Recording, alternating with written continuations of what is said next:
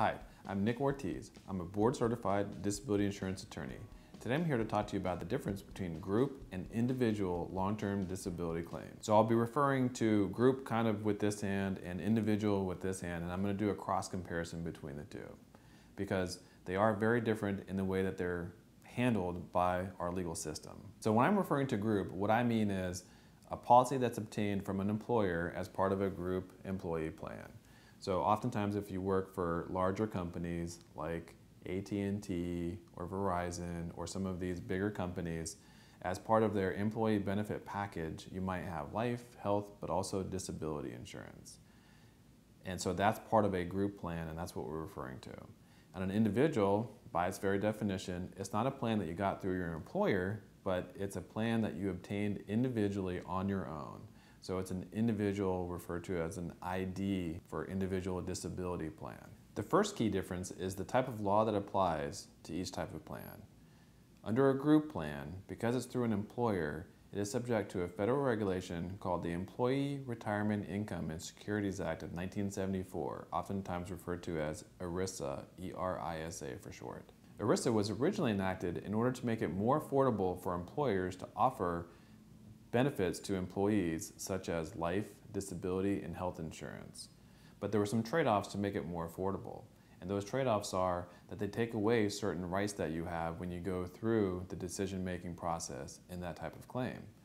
So for example, one of the key things that is taken away from you is your right to a jury trial, because jury trials at the end of the day are pretty expensive. And so they said, look, no longer will we allow a jury to decide the outcome of a case if there's a dispute in the contract case.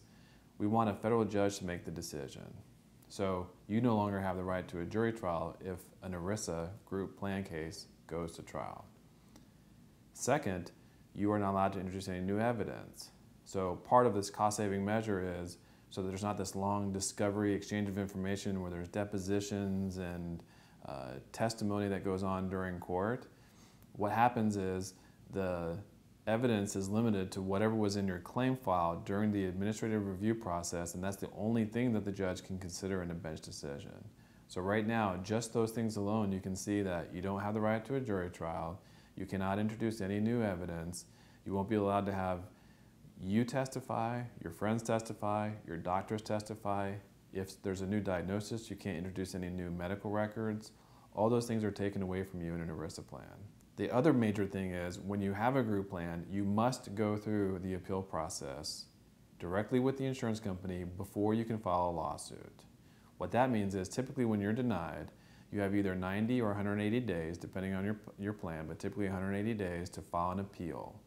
And you must file an appeal directly with the insurance company and go through each required appeal that the insurance company puts on you before you go to court.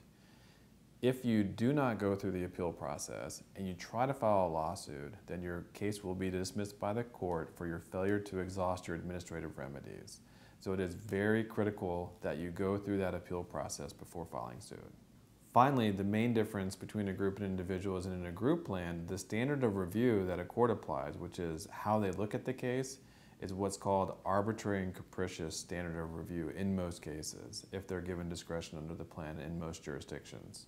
What that means is when the court is looking at the case, they have to determine that not only was the decision wrong, which is relatively easy to establish in many cases, but was the decision by the insurance company without any reasonable basis. And that's a very tough burden for a claimant to overcome, because although you can show that the disability exists and one should be entitled to benefits, it's oftentimes more difficult to show that the insurance company had no reasonable basis for the decision, because they can oftentimes point to a medical review or report by one of their doctors that says that you're not significantly impaired. And if they have that type of report, then the court may allow them to allow the decision to stand. So now I want to do a cross comparison with individual disability plans. So let's start with that standard of review we were just talking about. In an individual policy, the standard of review is preponderance of the evidence. It's a civil standard under state court, not federal court. All you have to prove is that by a preponderance of the evidence that you should be entitled to benefits. That's a much easier burden to satisfy than the arbitrary and capricious standard that we were talking about. The preponderance of the evidence standard is more along the lines of what you think of in any typical case, and that is when you think of the classic scales of justice. So when you present your case, the jury just has to decide that they believe your case a little bit more than the other side. Let's say they believe you 51%, the insurance company 49%. Whichever side that they believe just a little bit more, by a preponderance of the evidence, then that's the side that they must rule in favor of.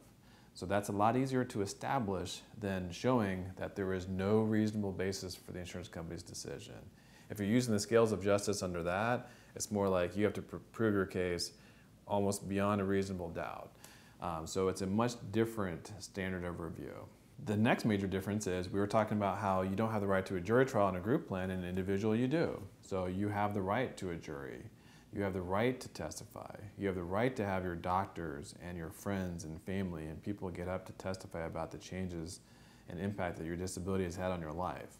So that is another major difference, is having the ability to testify and introduce even new evidence that's been developing over the recent months in that type of case. Another big difference is going through the appeal process. You don't necessarily have to have gone through the appeal process, although you should really look at what your insurance policy requires, if there is some required appeals in the policy itself, but you're not subject to the same stringent requirements under ERISA, but you are still subject to whatever the requirements are under your policy.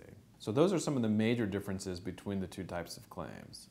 And therefore, it's oftentimes good to have an experienced attorney who knows the difference between the two and can help you evaluate what your rights and responsibilities are under the different types of policies, to help you look at the file, look at the policy, and help explain to you what it is that you need to do to help get your benefits either instated or reinstated. The Ortiz Law Firm handles cases across the country in long-term disability claims, and so if you'd like to talk to an experienced attorney with our firm, then I encourage you to give us a call at 850-308-7833. If you'd like additional written materials, there is a book that I wrote called The Top 10 Mistakes That Will Destroy a Long-Term Disability Claim. I encourage you to download a free copy of the book I'm making available at www.freeltdbook.com.